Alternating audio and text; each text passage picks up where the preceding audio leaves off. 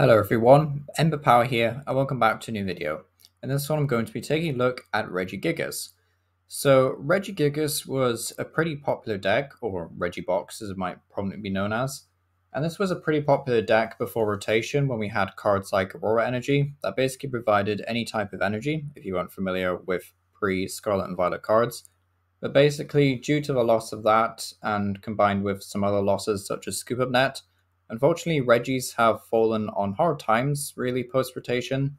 However, there has been some additions, especially from Paldea Evolved, that do allow this deck to sort of continue as a bit of a more of a rogue deck, I guess, than a very good deck, to be honest.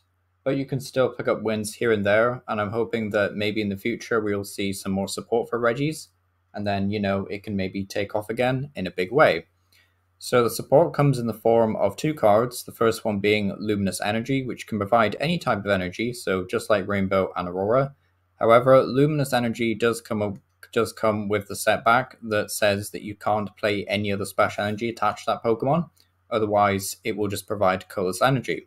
So it basically means that we can't stack multiple Luminous on one Regis, because traditionally in the past what we've wanted to do is get at least 3 Aurora Energy most of the time on a Regi that we want to attack with. So for example, Regieleki, which has the attack Terra Spark, needed 2 Lightning and a Colorless, so you'd ideally want 2 Aurora Energy plus, basic energy of a different description. But in this way, we do need at least 1 Luminous Energy most of the time, and then we can try and find the necessary basic energy in order for us to attack with. Of course, this is a bit easier said than done, and the deck kind of runs into problems with, finding the right energy to be discarded and to attach and set up and whatever, but, still probably the best way that we've seen unless you want to go full in on different basic energy. But the second card that the deck really gained as like a major buff was Super Rod. Miriam, unfortunately, from Scarlet and Violet base set, probably wasn't going to cut it. Allowed you to shuffle up to 5 Pokemon from your discard pile back into your deck and then draw 3 cards. Bit of a flippant, inconsistent way to recover Regis, especially when you want to play supporters throughout the turns. So Super Rod was a great addition to be reprinted. Shuffle up to 3 in combination of Regis and basic energy from a discard pile back into your deck. But basically, we'll just be using Super Rod to exclusively recover Pokemon. You don't really want to get back basic energies unless you're scared of decking out or something, because really, we always want the energy to be in the discard pile, so maybe I should have gone over what Regigigas and the Regigangs actually do at this point, before this point, I guess. But Regigigas, for those of you who quickly don't know, Ancient Wisdom, the ability, says once your turn, if you have all the Regis in play, you can accelerate 3 energy cards from your discard pile to one of your Pokemon. So that's basically what we're trying to do with this deck, is we just want a Luminous Energy and then 2 basic energy. Hopefully one of those basic energies is the energy that we need to attack with that turn. And some attackers are admittedly easier to use than others, and some of them are definitely better than others. So Regis, honestly, is probably the worst attacker in the deck. 100 damage, and if the defending Pokemon is Pokemon V, it can't attack.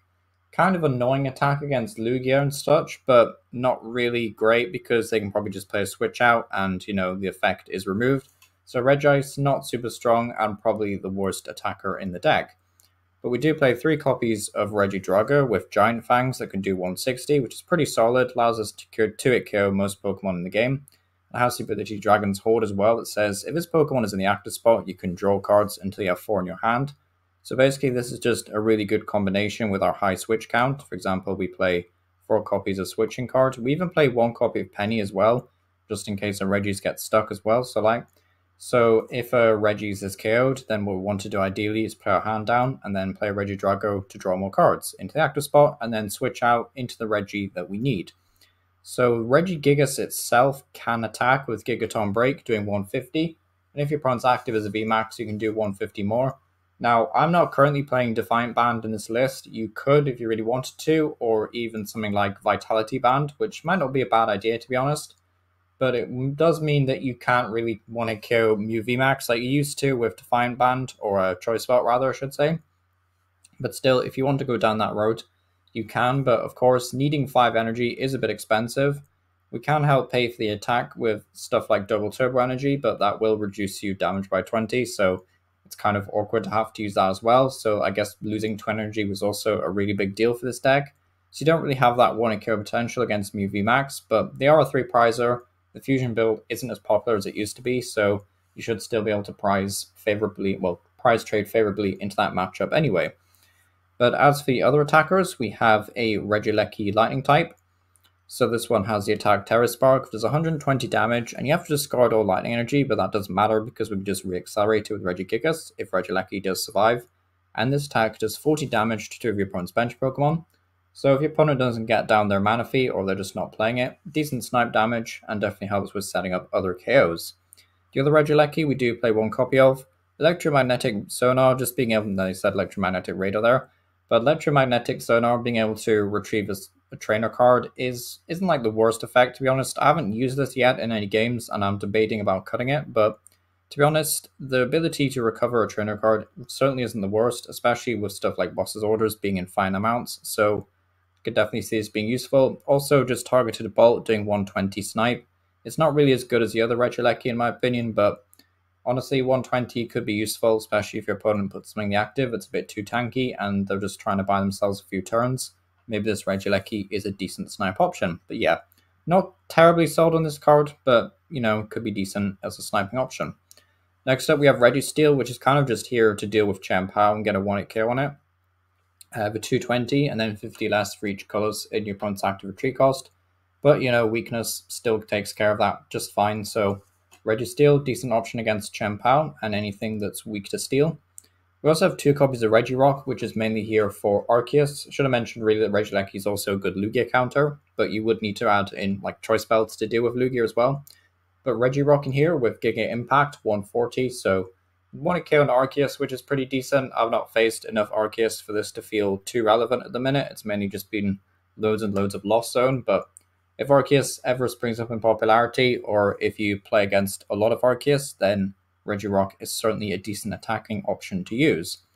As for the trainers, it's nothing too crazy. I guess like compared to some more turbo-focused builds that maybe play like high copies of Arzentown and Pokestop, I went for a more traditional path to the peak stall kind of thing where we're just trying to disrupt our opponent as much as possible in order to get into the game ourselves.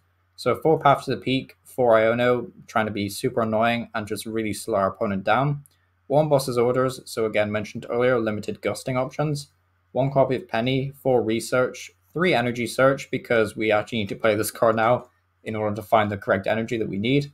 4 Switching Cart to move around, also can heal a little bit of spread damage against stuff like Lost Zone. Not the greatest answer to that deck, but still, if Cramorant's only doing 110 anyway, then minus 30. You're definitely kind of pushing it for how much damage they can actually inflict. 1 copy Pokégear just to help out final supporters. 3 Super Rod to switch in some more Pokemon. Or shuffle in some more Pokemon, I should say. 2 Hisuian Heavy Ball because, of course, prizing a Regis is pretty bad. And if our opponent KOs one, we really need to be able to find the rest of them. 4 Nest Ball and then 4 Ultra Ball for Ultra Consistency. But yeah, this is Regi or Regibox. Let me know what you think of this deck down below. And yeah, it's been Iono PAL, and thank you for watching.